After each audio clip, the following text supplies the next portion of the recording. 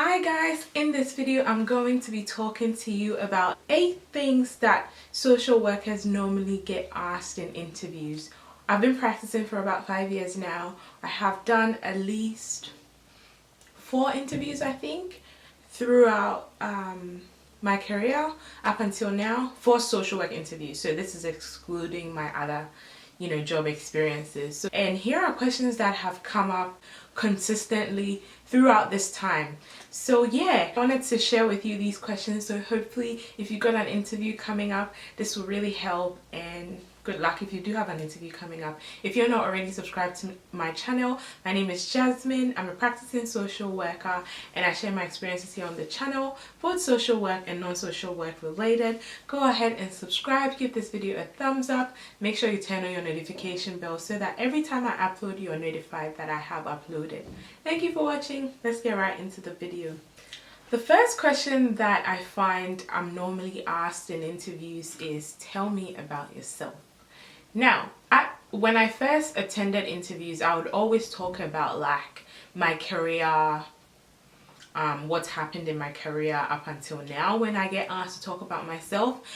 And generally that is okay, but later on in the interview, usually they will ask about previous experience. So I feel this is probably a good time to talk about your strengths and what you're good at and what you enjoy doing relating to the work, obviously. So I would generally talk about how organized I am.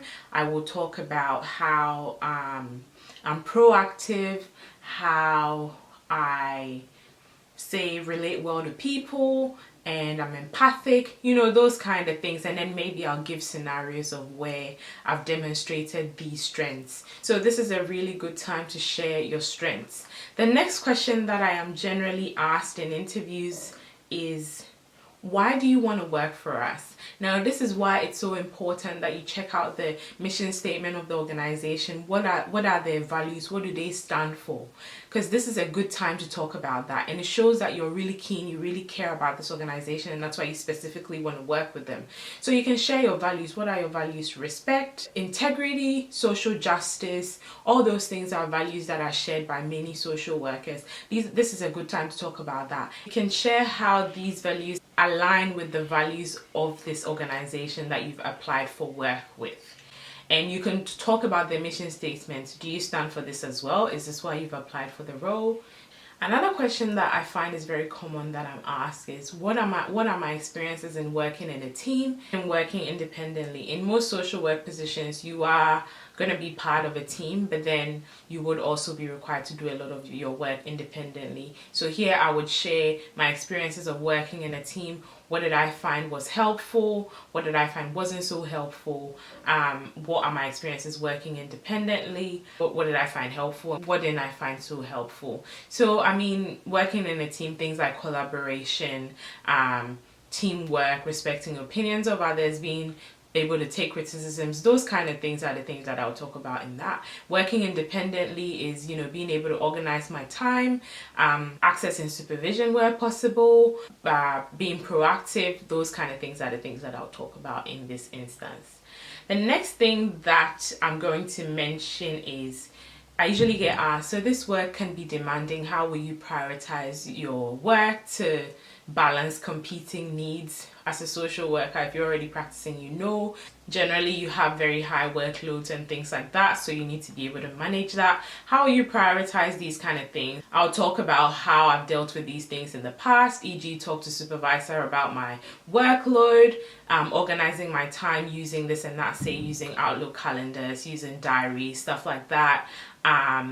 Looking at what needs to be done urgently, what can be put on the back burner, that kind of thing is what I'll talk about in this instance. And this question it's hard for me to address because every field that you go into is so different, but generally you will be asked about the client group that you've applied for work with. So my previous job was domestic violence, so I was asked what I know about domestic violence. So I would explain what domestic violence is, what I know about the prevalence, how it impacts on clients, those kind of things. So depending on the field that you've applied for work in, generally you will be asked. So find recent news articles if you can about this particular client group, and you can talk about it when you're asked about this, and that way they know you're really keen about supporting these groups and you recognize their disadvantages and all that, and you have an understanding around how you can support them and that kind of thing. Another question I generally get asked is, what do I do for self-care? They'll talk about how demanding it is, how have I managed in the past, how do I think I'll manage now, and that's going to be very different for every individual. For me, obviously,